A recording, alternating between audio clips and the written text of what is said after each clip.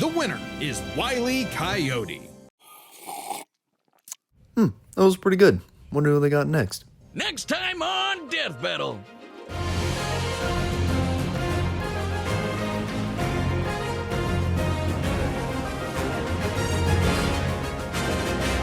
Subscribe and join as a member to see more Death Battle.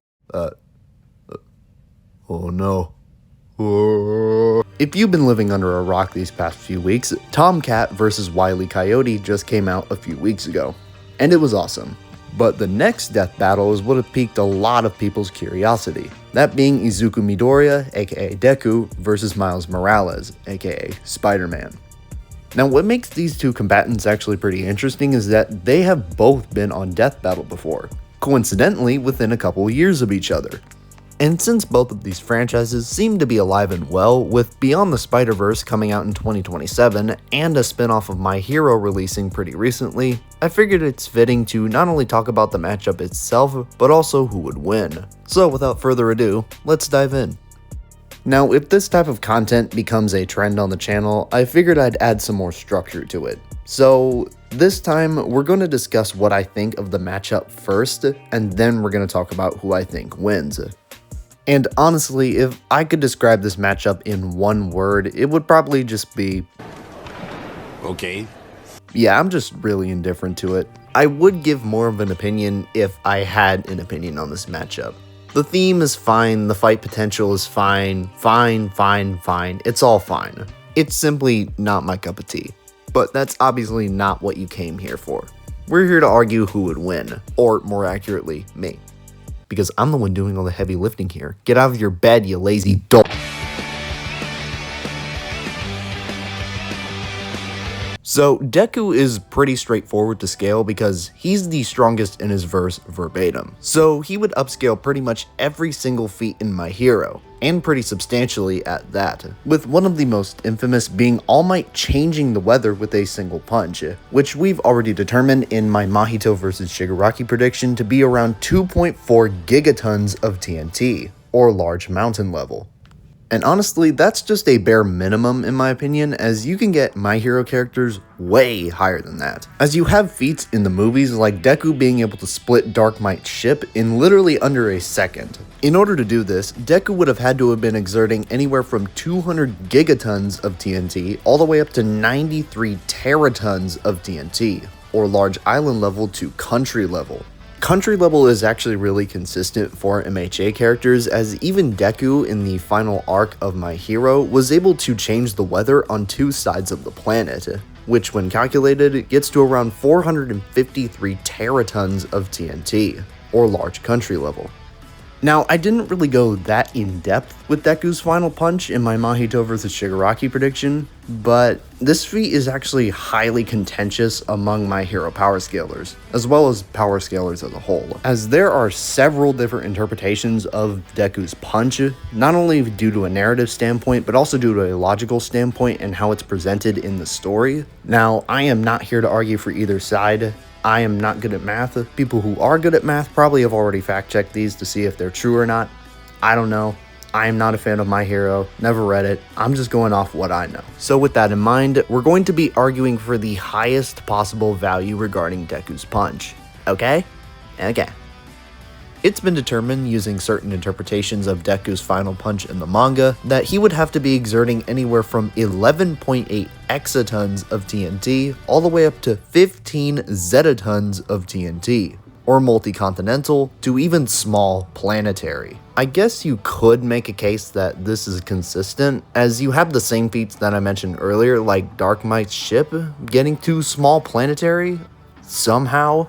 Now, I am more lenient towards multi-continental simply because I find that more consistent with the other calculations and feats presented in the verse, like this one instead getting Deku's final punch to 42 petatons of TNT, but once again we're going with his highest end interpretations here, so multi-continental to small planetary it is then. Now, what about speed?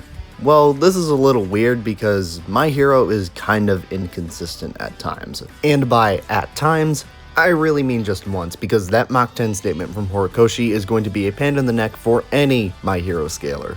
But because of how contradictory this statement is, we're just gonna ignore it because, I mean, be for real, there's just multiple different feats in the story that blatantly contradict Mach 10 being the pinnacle. Even All Might contradicts the speed, so we're just gonna ignore it, okay? Good.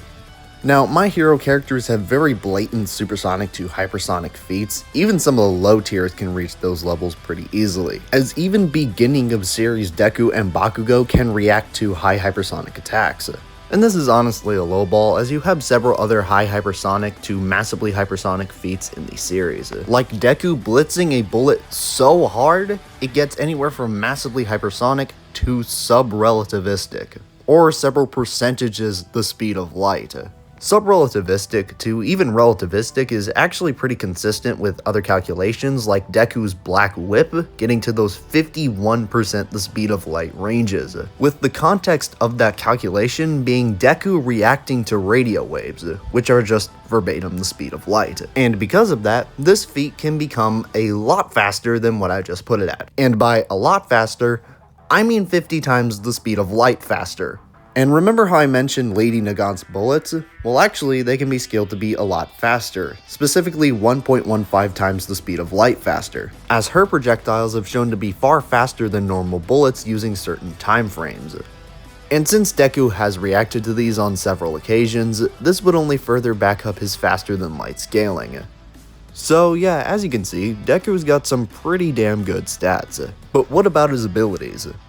While Deku is mostly just a punch and kick sort of character, during the latter parts of My Hero, he did gain several abilities of One for All. Fa Jin allows him to manipulate kinetic energy and store it up, distributing it to different parts of his body. Gear Shift allows him to not only manipulate his own speed, but also the speed of whoever he touches. Black Whip does exactly what it says on the tin, creates a bunch of black energy tendrils that he can use to grapple onto things and swing around. Danger Sense is also pretty self-explanatory. It allows him to somewhat detect enemies that are approaching him. There's also Smokescreen, which allows him to create a smokescreen.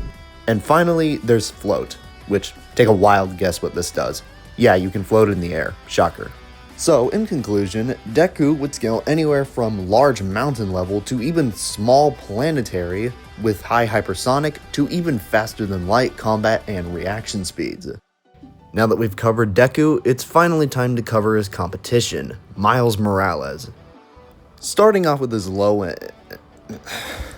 Actually, no. You know what? I'm gonna just save everyone some time. Miles is not beating Deku with his low end feats. I'm sorry. I mean, what do you guys want me to bring up? Building level Spider-Man? City block level Spider-Man? No. You guys are here for the big stuff, so we're just gonna get to that. Miles pretty confidently scales to Peter Parker, as it's a notion that's not only backed up by the comics, but also the video games and movies. So he would scale to stuff like Peter surviving a bomb that was going to destroy all of New York City, which would require around 10 megatons of TNT in order to do. But not to worry, as Miles has his own feats too, like surviving the top of a mountain being completely blown off, which when calculated gets to around 19 megatons of TNT, almost twice as much as the previous feat.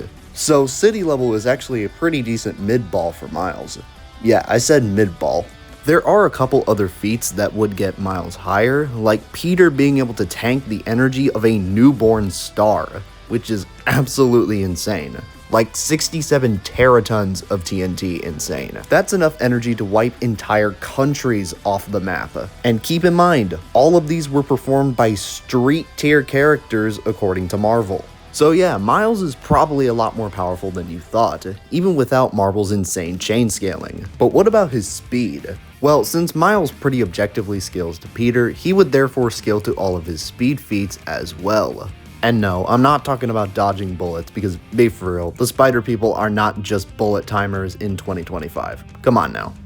Peter has been shown to be able to react within the span of a microsecond, which would require speeds of around Mach 7,500 in order to do, or massively hypersonic. Massively hypersonic is pretty consistent all things considered, as Spider-Man can also dodge electricity, which also gets to those massively hypersonic ranges as well. Miles himself even has a feat where he's able to react within a microsecond, which also gets to massively hypersonic. But you're probably tired of hearing me say massively hypersonic, so instead let's move on to something better. Spider-Man has numerous, and I do mean numerous, feats of dodging lasers. And while laser feats in fiction are mostly up in the air as to whether or not they are actual light beams, in most cases they do fit several criteria for being actual light. And the same goes for a majority of these beams that Spider-Man dodges, so it does count in my opinion. Peter has several feats of dodging said lasers, with these results getting anywhere from 11% the speed of light all the way up to 38% the speed of light, or relativistic. And since Miles would scale to this, he would therefore cap at relativistic speeds. Now, I do think it is possible to get Miles to be faster than light, but that's usually through either chain scaling or being extremely generous to those laser dodging feats that I just mentioned, so keep that in mind. Now that we've talked about his strength and speed, let's talk about his abilities. While Miles is also mostly just a punch and kick sort of character, he does have several unique abilities specific to him, even among the spider people, with the most infamous among these being not only the ability to turn invisible, but also being able to manipulate his own bioelectricity. Now, he isn't just limited to shocking things with his bioelectricity, as he can actually manipulate it into constructs like swords and webbings. It's also worth mentioning that said electricity is extremely effective against those with mutations in their genome. Not to mention him having the classic abilities that almost every other spider person has, like the spider sense, which has been repeatedly shown to be an utterly broken form of field awareness. So, in conclusion, Miles would scale anywhere from city level to even country level with massively hypersonic to relativistic speeds.